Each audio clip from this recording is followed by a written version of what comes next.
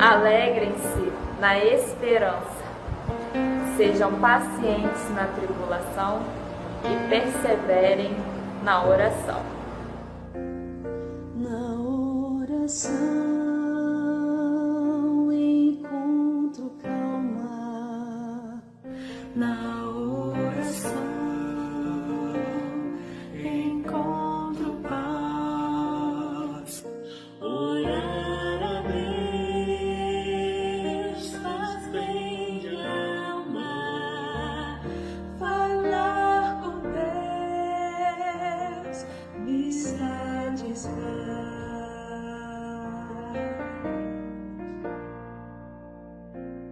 Falar com Deus, que privilégio. Abrir a alma ao Criador, sentir que os céus estão abertos e ouvir a voz do Salvador.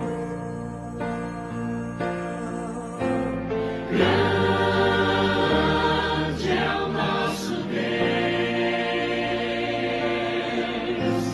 e as obras que Ele faz. O seu amor não tem limites. Em seu perdão encontro paz.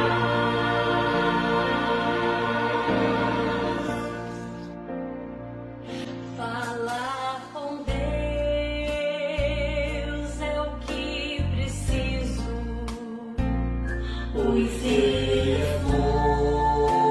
fonte de poder, só nele a vida faz sentido, pois me dá forças pra viver. Grande é o nosso Deus e as obras que Ele faz. O seu amor não tem limites.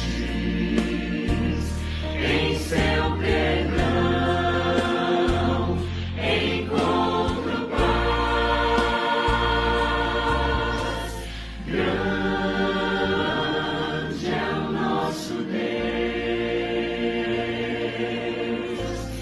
e as obras que Ele faz. O seu amor não tem limites. Em seu perdão encontro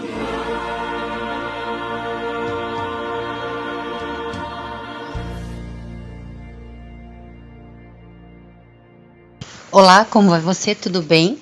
Aqui é Andréa Souza, nós vamos dar continuidade aos 40 dias crescendo na oração. Estamos na reta final dos nossos 40 dias. Vamos dar continuidade hoje à leitura do capítulo 8 que começamos a ler no nosso encontro passado. Vamos à leitura do capítulo 8, intitulado Consolado pela voz, clama a mim e responder-te-ei. Então mais uma vez veio aquela voz mansa, doce e meiga me dizendo: Filha, todos consideram esta doença como sendo algo que pessoas ruins é que deveriam ter. Não pessoas que fazem um bem, que são filhos de Deus. Mas quero que lembre-se que o meu único filho morreu uma morte a qual era destinada a ladrões. Mas como foi com meu filho Jesus em toda a sua caminhada de sofrimento aqui nessa terra e que só terminou com a consumação da sua morte física, assim também fui com Dimas. Não o deixei só, nem por um minuto, e fiz tudo por amor a ele, para que hoje ele pudesse estar comigo. Em cada momento eu tratava algo com ele. Eu é que sondo os corações. Deus ministrou algo muito especial em meu coração sobre isto e procuro guardar com muito zelo.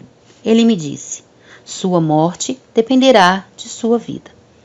Ele me falou que fará o que for preciso para que nada me impeça de estar com ele pela eternidade. Nada para ele é mais importante do que minha vida com ele na eternidade. Quando o meu momento de partir se aproximar, ele trabalhará para que nada me impeça de estar pronta, santa e pura, para podermos nos encontrar. Algo que eu também queria saber era como ficavam todos os sonhos, promessas que Deus tinha colocado no coração do Dimas a respeito da igreja, do seu ministério. O Senhor me disse que os seus sonhos nunca são frustrados. Eles sempre se cumprem, no tempo dele, da forma dele. Deus me levou a lembrar de Abraão e a promessa que lhe fez. Deus fez promessa a Abraão, mas o máximo que Abraão pôde ver foi o filho da promessa. Ele não viveu o suficiente para ver toda a sua descendência como a areia do mar ou como as estrelas do céu. Mas a promessa que Deus fez para Abraão se cumpriu. Será que Deus foi injusto com Abraão, lhe prometendo algo que Abraão não viria? Aprendi que nem todas as promessas e sonhos que Deus planta em meu coração me garantem que estarei aqui para vê-las acontecer na sua plenitude. Mas o simples fato de fazer parte de um sonho de Deus já é bastante para alguém tão pequeno como eu. Os dias se passaram e Deus ministrava em meu coração coisas especiais, que dia após dia foi sendo o meu consolo. Através do que Deus ministrava em meu coração, encontrava forças para permanecer olhando para Ele, com olhos fitos no Senhor, como Ele nos disse quando o tratamento começou. Certo dia orando, eu disse a Deus que estava grata pelos bens materiais que eu possuía, mas que nada daquilo era meu antes de me casar com Dimas. Eu não havia trabalhado horas e horas para adquirir tais bens, e então aquelas coisas não me pertenciam. Disse isso para Deus porque preferia não ter nenhuma daquelas coisas e poder ter Dimas comigo. Enquanto conversava com Deus sobre isso, meu coração sentia uma dor imensa pela ausência de Dimas. E verdadeiramente daria tudo o que tínhamos para poder ter Dimas de volta, se isso fosse possível. Então Deus, com seu amor imensurável e perfeito, ministrou em meu coração. Fez-me lembrar que há muitos anos atrás, aproximadamente uns 6 anos ou mais, quando eu ainda era uma jovem adolescente, eu fiz um projeto de vida pedindo a ele algumas coisas que naquela época eu sabia que para adquiri-las seria só com um milagre por causa da minha humilde situação de vida. Quando ele me fez lembrar estas coisas, foi então que senti uma dor ainda maior, porque eu nunca esperava que Deus usasse formas como essas para responder orações como a que eu havia feito há tantos anos atrás.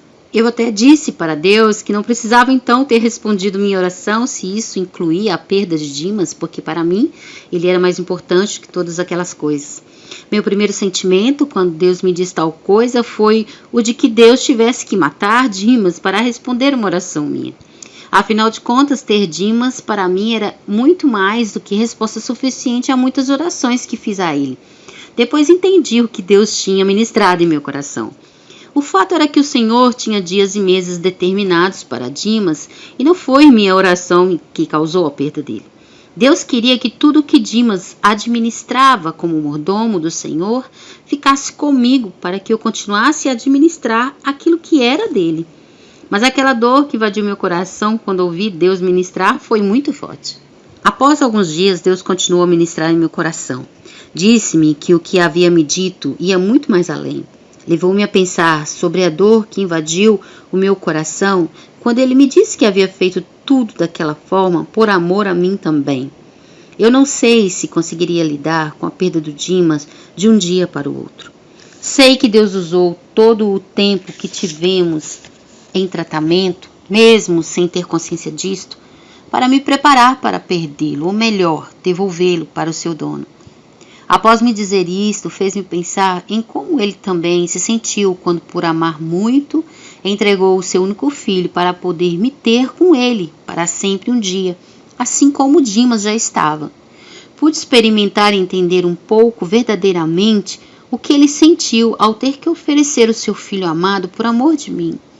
Só após essa experiência pude entender e sentir de forma que eu não tinha experimentado ainda o amor do pai e do filho por mim. E também senti o quanto o meu amor por ele era pequeno e limitado. Percebi que havia muito de mim mesma e pouco dele no meu interior. Em um momento de devocional muito especial com o Senhor, a minha alma estava tão ardente para ter mais dele em mim que saltou de dentro de mim uma expressão de adoração ao Senhor em forma de oração. Minha alma disse ao meu amado Jesus: Jesus, não te quero apenas para dizer que te tenho, mas porque preciso de ti.